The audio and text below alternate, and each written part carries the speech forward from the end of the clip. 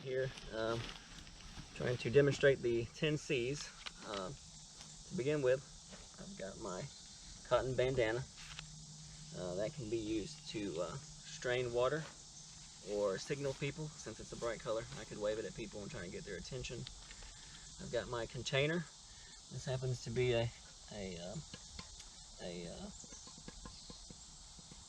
yep, never mind. This is the canteen. That's what I was trying to say. And you can, comes with a little cup and a little burner you can sit on top. So you can boil your water in that. You can carry edibles. You can carry water, obviously. In this is obviously just a big roll of tape. Yeah, cargo tape.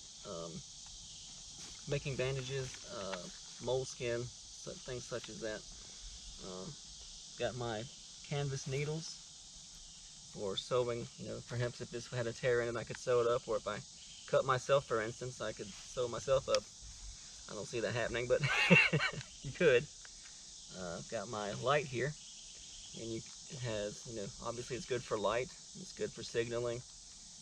That could be important. They say you can use the battery to make fires. I've got other means to do that, so I would probably save that for a last-ditch effort. I've got a compass. The compass is obviously useful for helping find your way. It's got a mirror for signaling, and it also has a little magnifying glass that you can make fire with also. I've got my cutting device here, which is also used with my combustion device to make sparks. This is a ferro rod. And I've got my cordage, obviously useful for making knots, setting up tents and things like that. Anything you need to tie together, this would be useful for. And I've got my tarp for cover.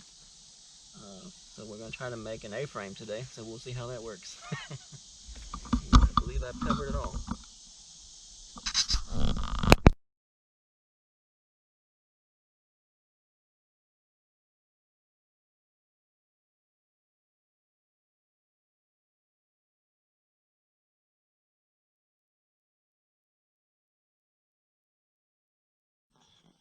Alright, this is my fire making supplies. I've got a bird's nest, my fuzz sticks, my pencil lead size, my pencil size, and thumb and above, excuse me.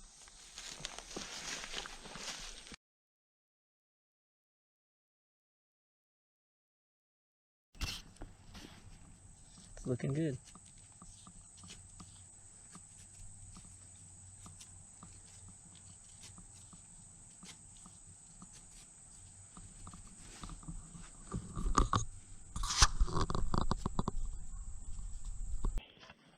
Get a picture.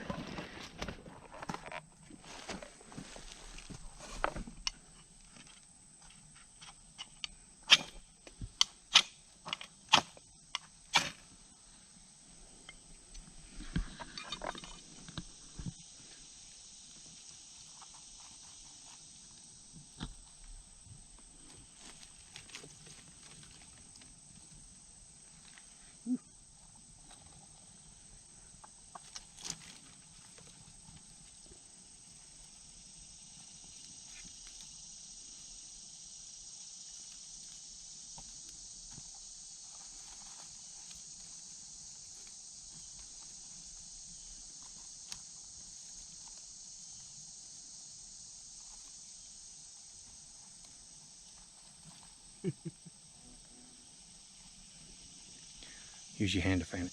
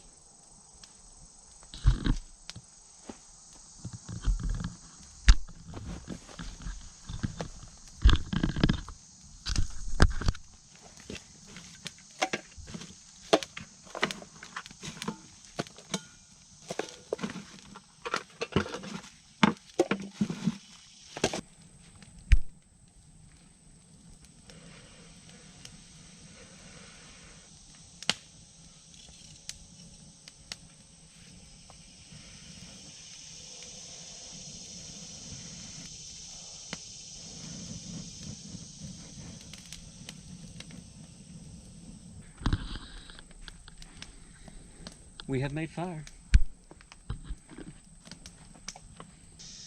Again.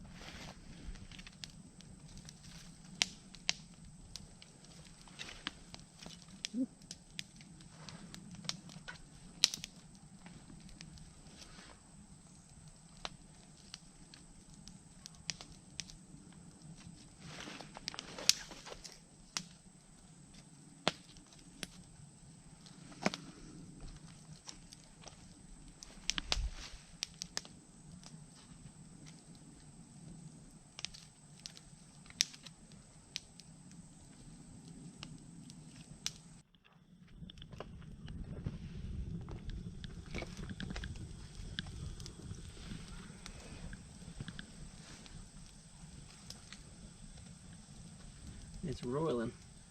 You can see it rolling in there. It's not quite what I would call a hard boil yet.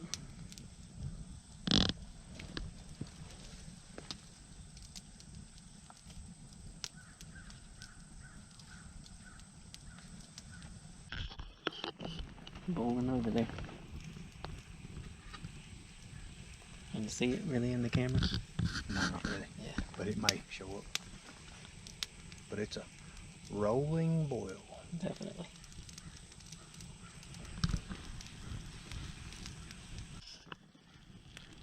Of course they quit. Oh, there we go.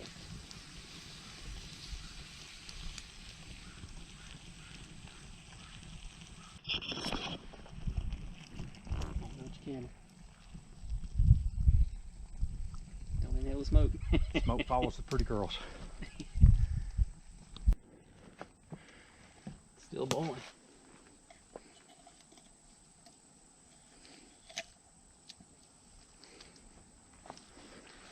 Where you want it? Just put it back on that back rock. On the back row here? Yeah. Or the rock right there.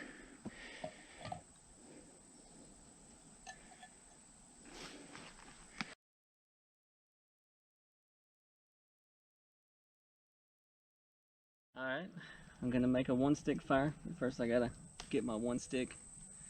I'm gonna cut a piece about 1 foot long off of this piece right here. About like that. Yeah.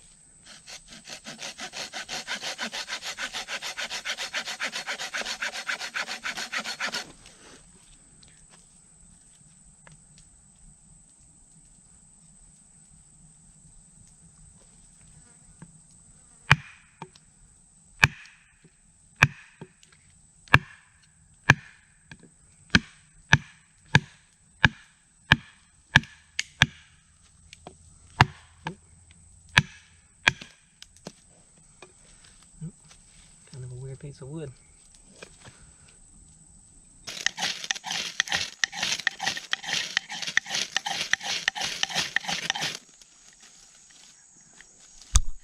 There we go.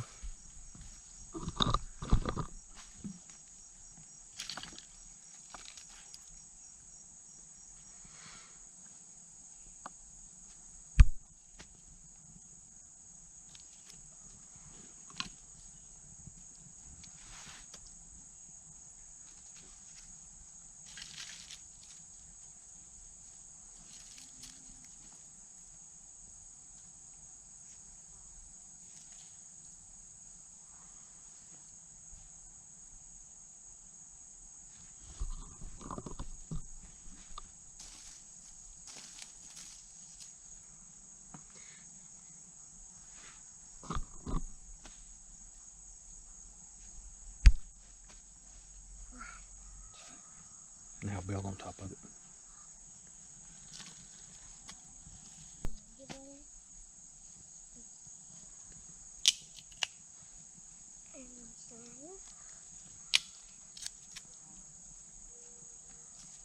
What is this, Josh? This will be the one match fire. Okay. I'm trying to make a fire from just one match.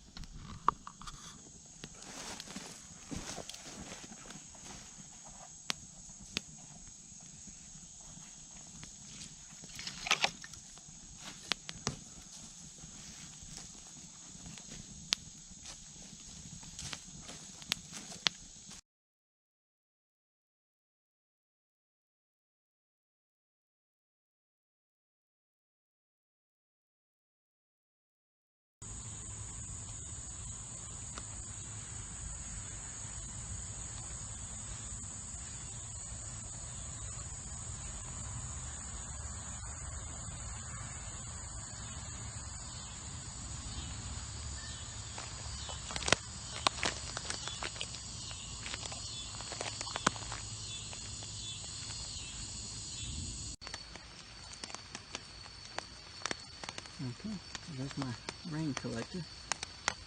It's nighttime, that's the only time I can get it raining.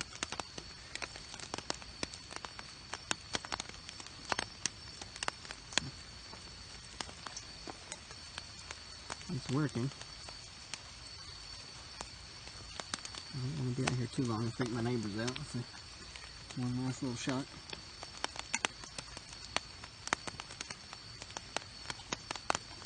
Alright.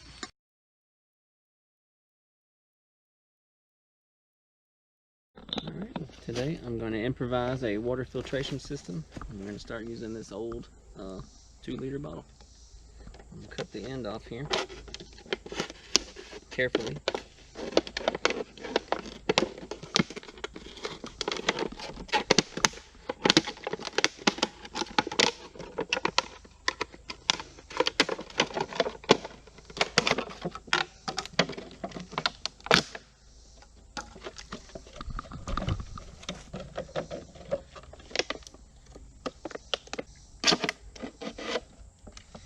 Bigger hole than I wanted, but it'll do. There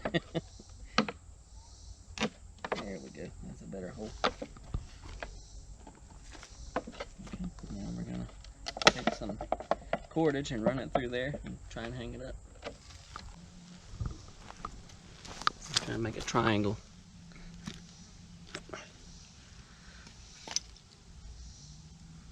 There we go. That should allow our water to flow through, even if it has a little junk in it. So we're going to actually try something different. We were going to hang it, but I think we're going to try a more simplistic way. Just kind of lean it against this tree. Putting that on there, make it tight. And then we're going to add some charcoal we got from the fire.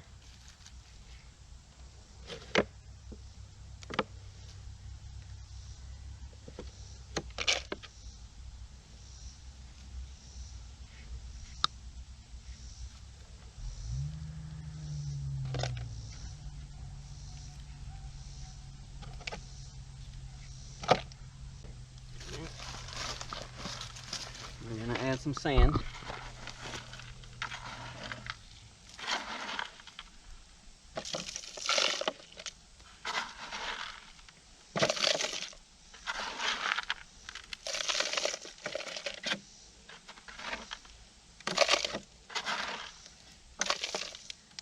some larger chunks of gravel. And this will act as mechanical filtration to separate any larger chunks of organic or inorganic material floating around in the water that we really don't want to drink. There we go. That's what it looks layered. Place it in the crux of this tree here. It'll stay. And we're going to try it like that. Okay, we've got some really nasty water here. So we're going to see how well this actually works. Pour this into our improvised filter.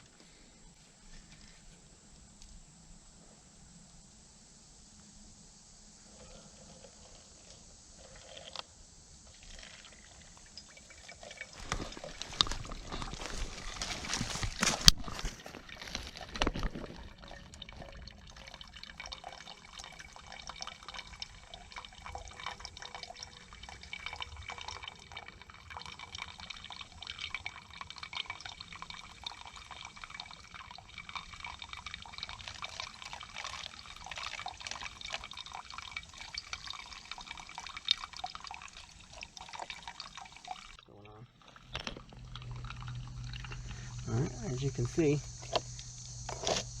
it's getting the big chunks out of it. I mean, this is what it looked like before. But it's still very murky and kind of gross looking. So we're going to add a little bit more sand and some gravel and see if that helps out a little bit. So we've got quite a bit more in there now.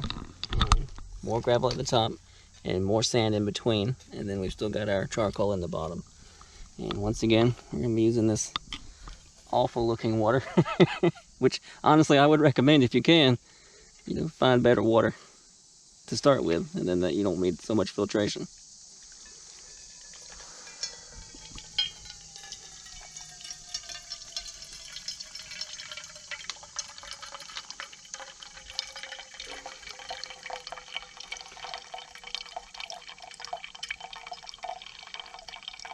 And honestly, it still looks pretty murky. I don't know that made much of a difference.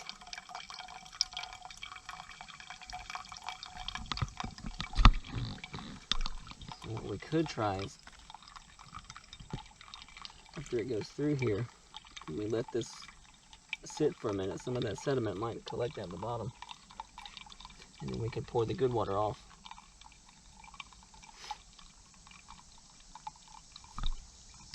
Alright, our last attempt, the water is still coming out pretty nasty, so we're going to try something new. We cut a much smaller hole in this bottle cap. And we're going to see how that turns out. We've still got some same old nasty water. We're going to pour it in there.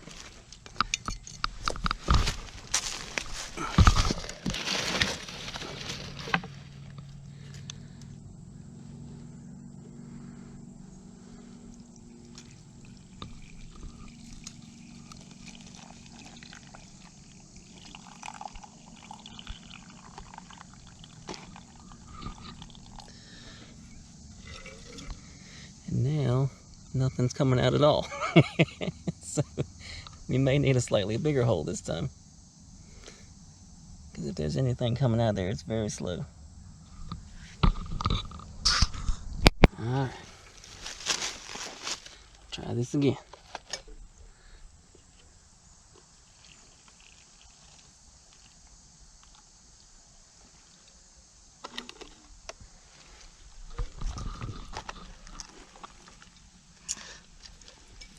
That's actually coming out of the side there. Still ain't working, John. I don't understand that. I got a big hole in there.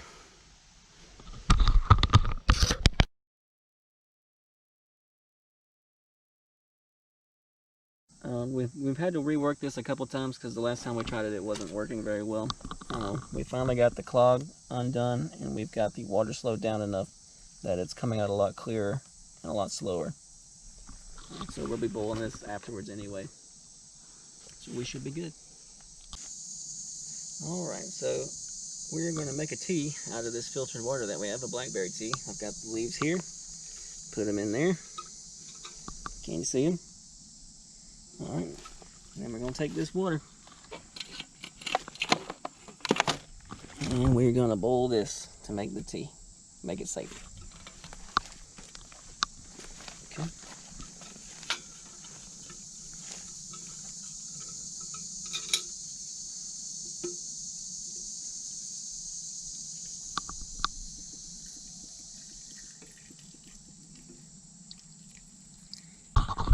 Alright, and we've already got a fire going and a pot holder set up, so we're going to go ahead and get this party started.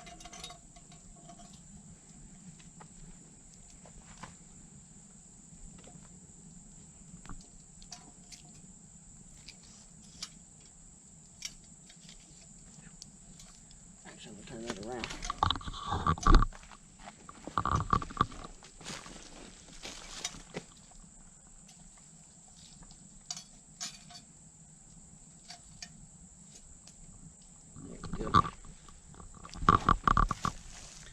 Got it on the heat. Only a matter of time now.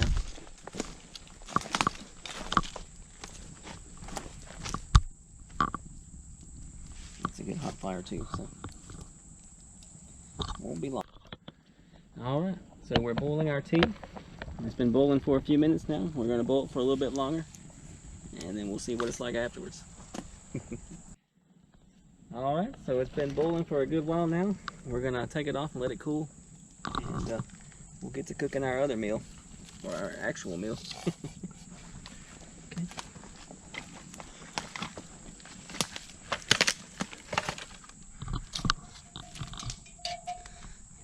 Okay.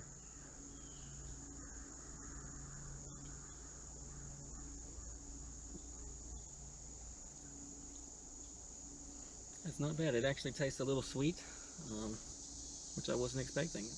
I just expected kind of a water flavor, but there is a bit of sweetness in there even, so it's not bad.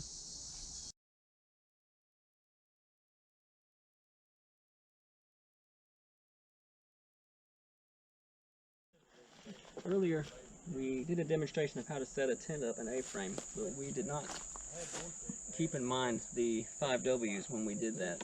That was just for demonstration putting up the tent. But in a real-life situation, you would want to keep track of the 5Ws. And that would be wind/weather, water, so like runoff or anywhere water's going to collect. You don't want to build a tent there. You got to look for widowmakers or wood that might fall from the trees. Wildlife, you don't want to put your tent on a game trail or anything like that. Walkways, you don't want to be where people travel back and forth either. So I guess we would look around to see, check out our terrain and make sure we're good. Like this one obviously was a walkway. People use this regularly. So in a real situation, you would not have wanted to put your tent there. As far as the widowmakers, I think we're pretty good here. I don't see any dead or dying trees. Wind and weather, I'm not too sure about this spot for that. It's hard to say. It looks like it might stay dry, but I'm not 100% sure on that, to be honest with you. So I might have tried to find a spot in a higher, flatter area. Wildlife, I don't see any game trails. They're fairly obvious when you know what you're looking for. It would just be a small runway through the undergrowth. I don't see any of that. So wind and weather, we're definitely out of the wind per se. Obviously, it could rain still here, but we've still got trees. Obviously, in a thunderstorm, you're just kind of out here in the wild. So you're in a mess either way. So, but really, other than the water and the walkway incident, this probably would have been a good spot otherwise.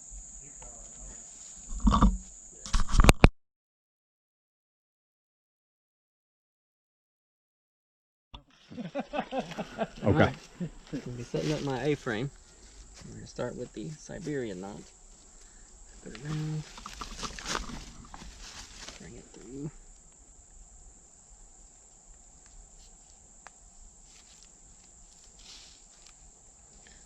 There we go. Just gonna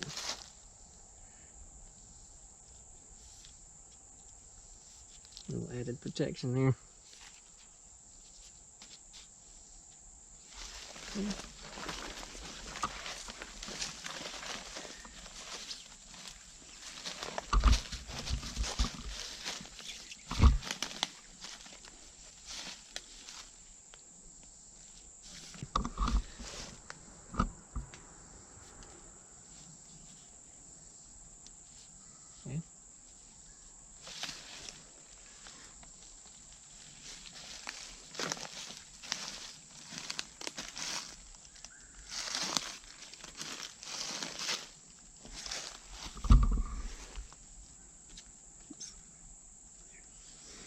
On the wrong side.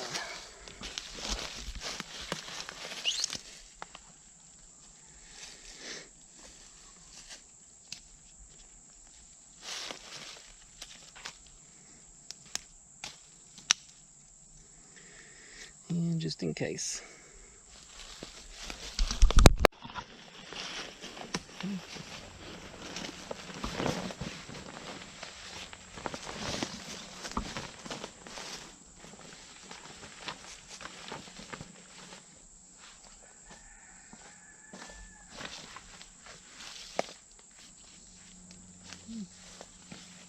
How's that looking?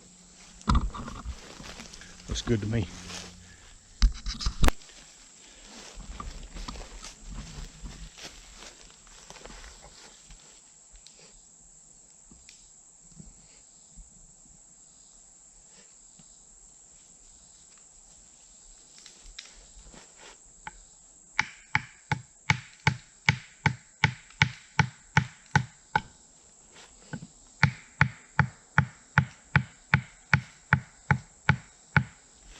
All right, now crawl up in there. Oh yeah. Very nice, dry, and comfortable.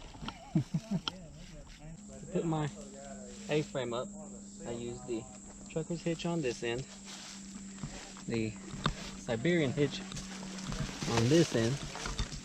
For the tent itself, attached it with a Prusik knot on both sides, and then just a square knot here, and the taut line here to my stakes. Made a fairly decent shelter. Do you think you'll be comfortable in it? Well, I'll be dry.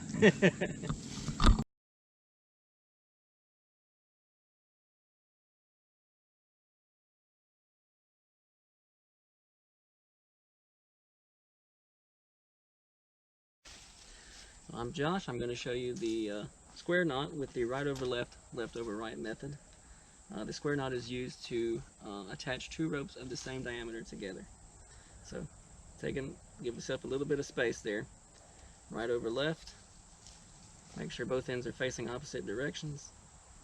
Since we started with right over left, I'm going to go left over right. Pull it together. And that's the square knot.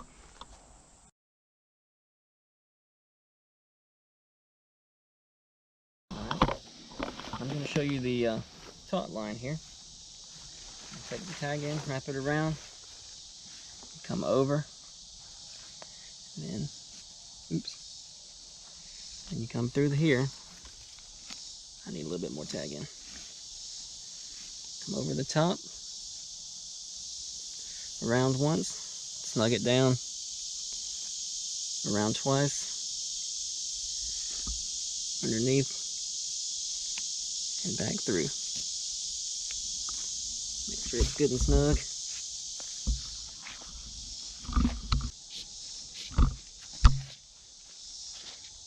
You can use that adjustable to tighten the line on your structures.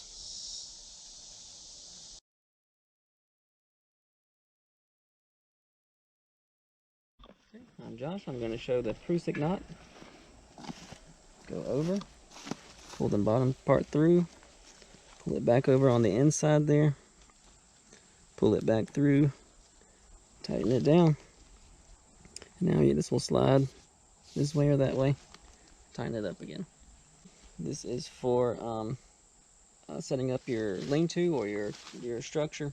You can attach this and then make sure it's taut by sliding it up and down the line.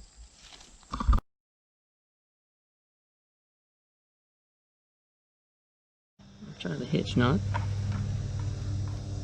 This way. this way. Here. And this way.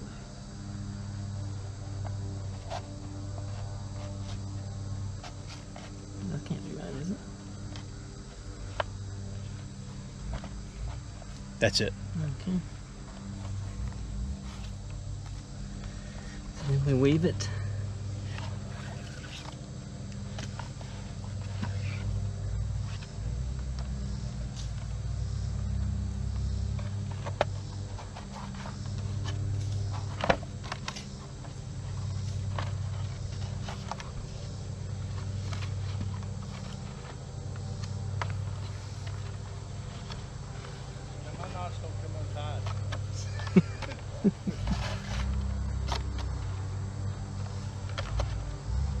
And then we wrap the weave.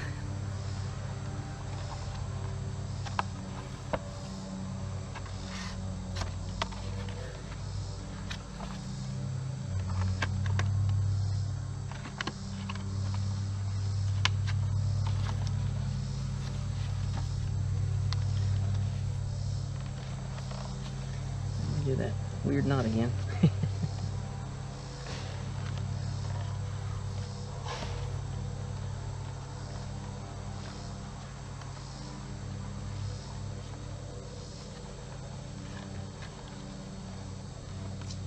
And then it comes up through here. Is that right?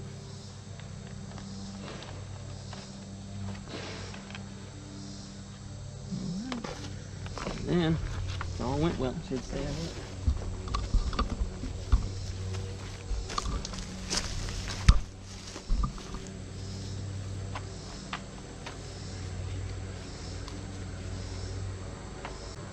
Boil your water, cook your food, hang whatever you need from it. Within reason, it's not, won't hold that much weight, I don't think.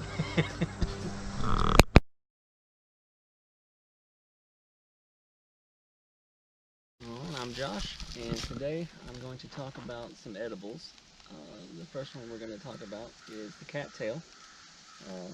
Typically you'll find these in wetlands, low areas, swampy, kind of wet places. Typically they'll be green. Ours is a little brown because we picked it about a week ago. But a lot of it is edible. When they are green, this part you can boil and eat. And of course now that it's dry, it's probably going to make good tinder. In certain parts of the year you can eat the leaves if you boil them like spinach. The part we're going to try today to see if it's still edible is this part down here by the roots. If the stem is white, you should be able to eat it.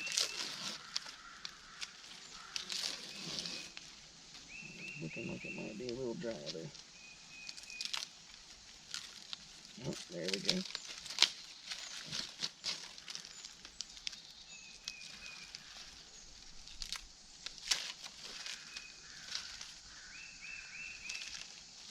There we are. So all this part should be something we can eat if we boil it.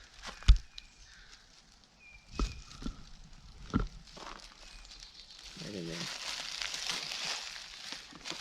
Alright. Thank you.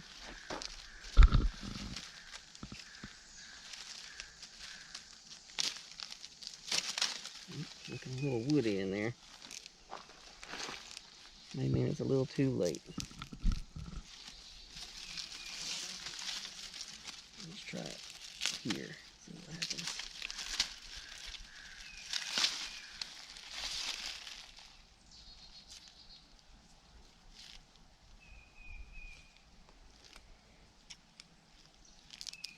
Yep, this one may be a little bit past its prime, unfortunately.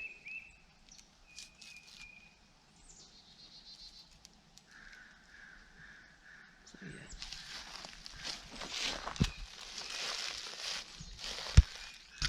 I suppose that'll do. Oh, and that's a cattail. Okay. Alright. Alright, part two of our edibles. This is a blackberry. There's no berries on it right now. They typically produce berries a little earlier in the year. These are the leaves, and this is what we're going to use to make a tea today. Blackberries are pretty common around here, and you can find them growing in any sort of open clearings. you know, beside roads, things like that. Any place that's fairly dry. So we're gonna give that a shot today. All right, it turns out that good old grass is edible.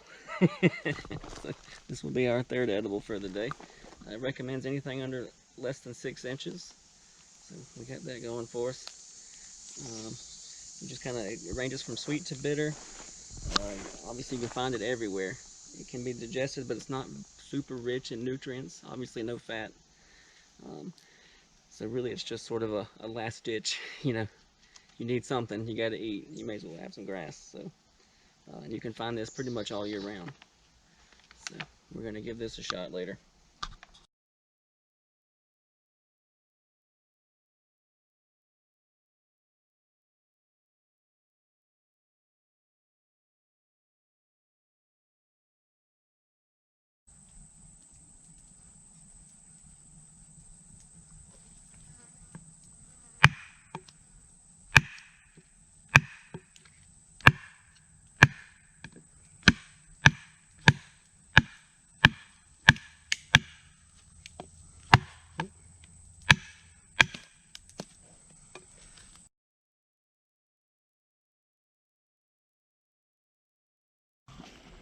Josh, what are you making?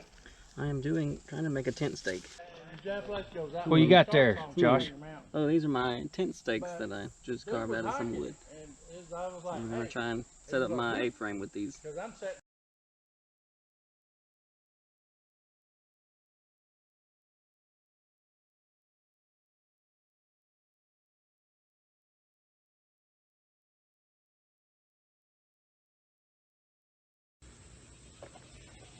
I'm going to attempt to start a fire and boil some water in my pot. I'll get you a better view of this in just a minute.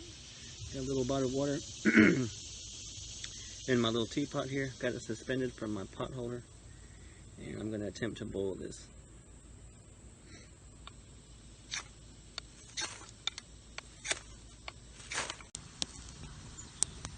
Okay, so I'm attempting to boil water. I've got some water in my pot here. And started a fire. And attempt to boil water on the pot holder here. So when that gets hot, I'll come back in a little bit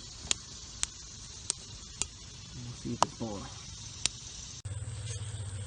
Okay, looks like I've got a good bowl going now.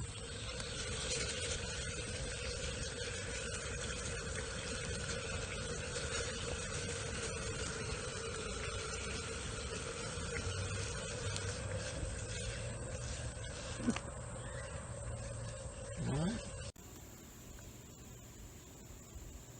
Okay, I'm going to do a little bit of batoning today.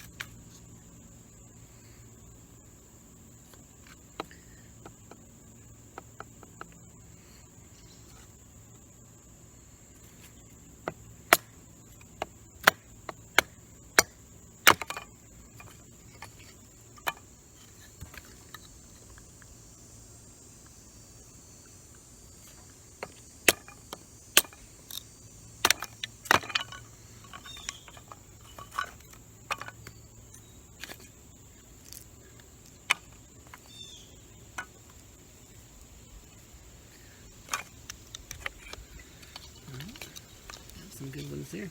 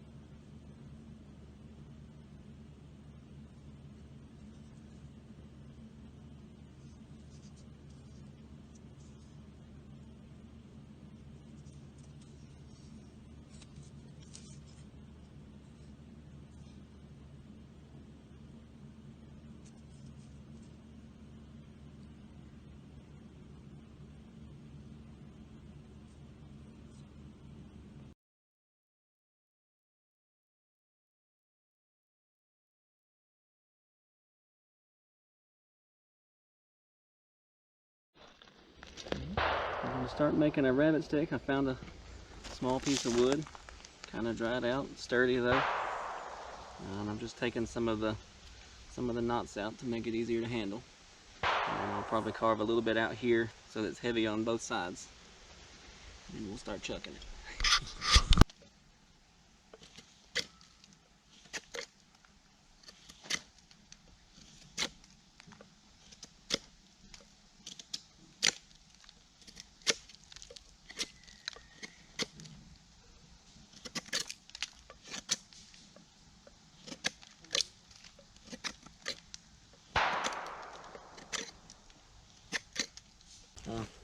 So I carved a very rudimentary rabbit stick for hunting and harvesting rabbits. Looks like it may have a little bit of damage, but I've hit it against trees. I don't think it's a fault necessarily. So we're gonna give it a shot here in a little bit. Okay, go. We've got a challenge. I'm gonna try and hit that little stick in the knot of that tree there on the ground. That's the fallen tree. So, my first time ever try. We'll see how it goes. Hit it. Nailed it. That's awesome.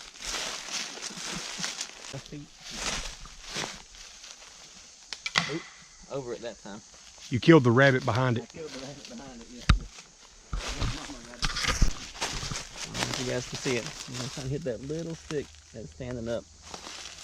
Watch yourself here. Oh, over it. Oh well, it's fun anyway.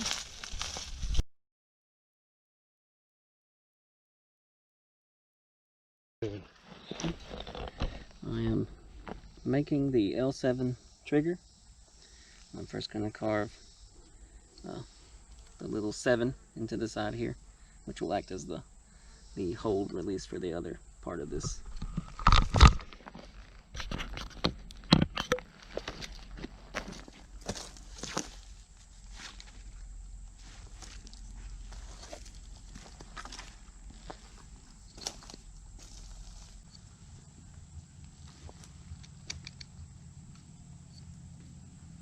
Alright, good and deep. Now we're gonna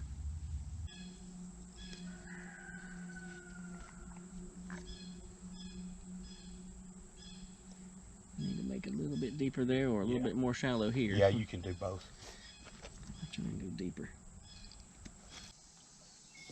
There we go. That's a good fit. So now I need to make a groove around this side for the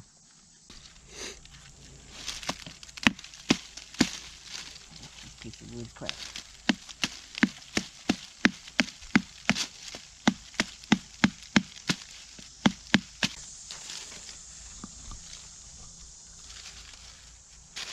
Okay.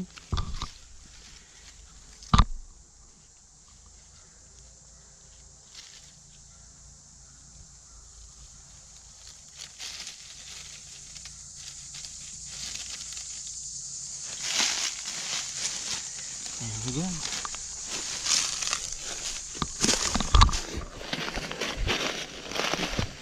That's pretty awesome.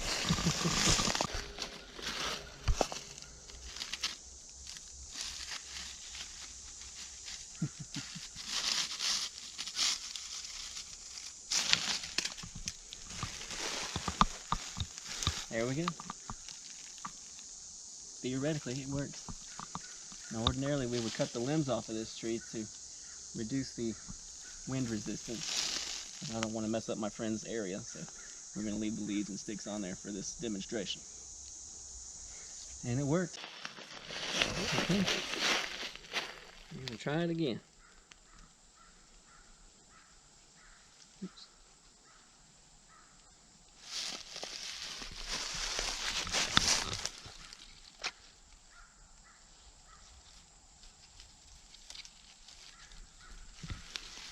There we go. And this is just for demonstration purposes, so I'm not stripping this tree, but in a real situation, you will want to take all the limbs off this tree so it didn't offer any wind resistance.